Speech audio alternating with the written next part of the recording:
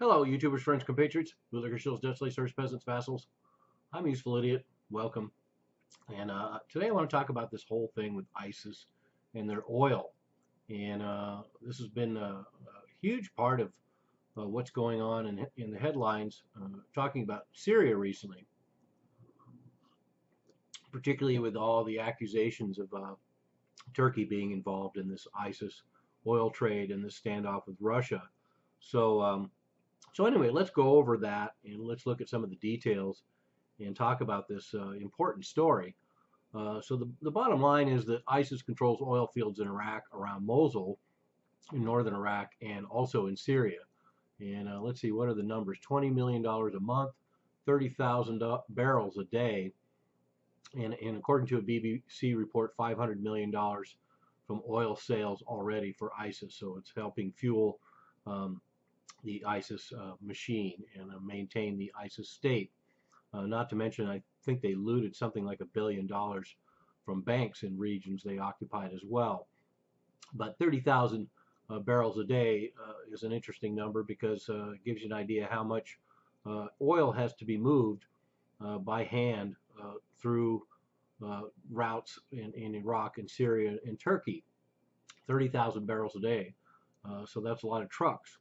And the old story that we've known for some time, I'll attach an article below that's actually from June 2014, and there's some before that. And I've also brought this up in other videos, is that, of course, Israel is buying smuggled oil through Turkey and from Turkey. And so this is part of the equation that's not being talked about right now. Most of the heat is going to Turkey, and Russia. Russian officials have laid out quite a few details in their reports about this ISIS through Turkey oil trade. And so there's multiple sources verifying the story. So all the pieces are fitting together. It's just a matter of how much damage control can be done. And this whole system makes sense because another thing that shouldn't surprise those who've been watching the smuggled oil going out of Kurdistan in northern Iraq. It's been a point of contention between the government in Baghdad and the autonomous Kurdish region in the north for some time about who's going to profit and distribute this oil that Kurdistan has been controlling. And Kurdistan controls even more of that oil now. So anyway, these same smuggling routes that were set up to smuggle Kurdish oil in that entire region are now being used by ISIS. So to me, one of the hearts of this whole issue is that it's not always a conspiracy. A lot of what I see here in this story is not necessarily a conspiracy, it's corruption. And I think more often than not, they certainly intermingle. And this is one of those cases because a lot of people involved in the corruption make it into a conspiracy because it involves family members of government members and various governments. And there's plenty of ways in this smuggling route that a lot of people high up should probably be aware of what's going on. So, and then there's a Norwegian energy company report from July 2015 that said most of the smuggled ISIS oil goes through Turkey. So there's another verification. And then Turkish journalists and multiple sources have been familiar with these details and routes for years and have been reporting on them. And then recently we had arrests, Turkey arresting some of these journalists who are talking about those stories because it was just an annoyance before, but now, potentially it's an international embarrassment to have evidence pile up, particularly after Erdogan's statement over if anyone can prove there's a connection, then he would resign. Well, that will never happen. But these tankers from Kurdistan, Syria, and Iraq all line up to go through Turkey to these Mediterranean ports. And the ports are run by the Turkish government. So that's one of the points where someone should be aware of that these processes are going on a large scale if the ports are run by the Turkish government. And from there, the oil goes to Israel, of course, who asks no questions. And so one way or another, just point of coincidence, Israel turns out to be the main marketer of ISIS oil. And like I say, it's a lot of it's corruption, not necessarily conspiracy. This is just one of those ironies that Israel gets ISIS oil filtered through Turkey, and so therefore they feel absolved of any connection to ISIS. And then Israel can send the oil off to be refined, and that puts another layer of obfuscation on the trail. And according to Financial Times, 3/4 of Israeli oil comes from Iraqi Kurdistan. So that gives you a level idea of how much oil is coming out of that region. And the smuggled oil from Kurdistan, the smuggled oil from ISIS, probably intermingles. And in fact, there's articles that point that very fact out, because Kurdistan says a lot of these trucks that are waiting on the border are actually from Kurdish oil being smuggled through Turkey and not necessarily ISIS. But at this point, there's no way to separate it out, which is another thing that points at the fact that there's a lot of corruption, not necessarily conspiracy.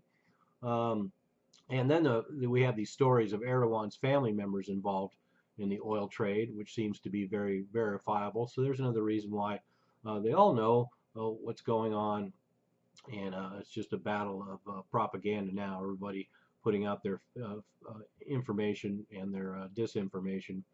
One thing we've seen that's been, of course, provocative is that the U.S. has avoided bombing oil convoys, and then have been caught using Russian footage to show that the United States strikes on ISIS convoys, and then one instance at least where the U.S. dropped leaflets before they bombed the convoy, saying they were fearful of collateral damage, as if they've ever been fearful of collateral damage. Why this particular situation? So of course that's preposterous, but interesting that in all these years these convoys have not been bombed by the United States, and now they're being obliterated by the Russians. So very telling there. And there was one article I read that pointed out that these convoys are 70 to 100 trucks at a time, so they'd be hard to miss. So 70 to 100 trucks at a time on a daily basis for the last couple of years, and the United States has not bombed them, and now Russia is. So that is a very, very telling fact. So in order to get to the bottom of this, to find out, if there's a conspiracy, the questions to be asked are: who owns the trucks that run this oil from Kurdistan to Turkey? Who owns the trucks that run through Turkey? And who is actually running the port at Ceyhan, which is the Mediterranean port where the oil is transported to and then sent to Israel? And then, of course, which banks are involved in these transactions? So there may or may not be more information to come on this, depending on how well the story's buried. And then the latest story that's associated with this is, according to Russian TV, Russian intelligence has counted up to 12,000 oil trucks on the Iraqi-Turkey border on both sides. And that's where the Kurds said that a lot of that is oil waiting from Kurdistan to go through Turkey. But Russia claims that they've already destroyed 2,000 trucks already. And certainly that's far more than the U.S. has been involved in. U.S. bombed only 116 trucks just last month, and gave them 45 minutes warning, as I pointed out. But 12,000 trucks backed up on the border. So considering the numbers, we know that's probably a couple of weeks worth because of Russian bombing there. So now they actually face a foe, and that's why we have this backup at the border. And the U.S. State Department even admitted last November to not bombing any oil trucks in the previous 14 months in Syria or Iraq. So Iraq. So once again, this is not something we made up. The fact is the U.S. has not bombed these trucks. So another important question that has to be asked is why has it been U.S. policy not to bomb these trucks? Just more evidence that the U.S. has a multi-layered agenda in that region, and to serve that agenda, they have chosen not to bomb certain ISIS targets. I'm Useful Idiot. Don't you be one too.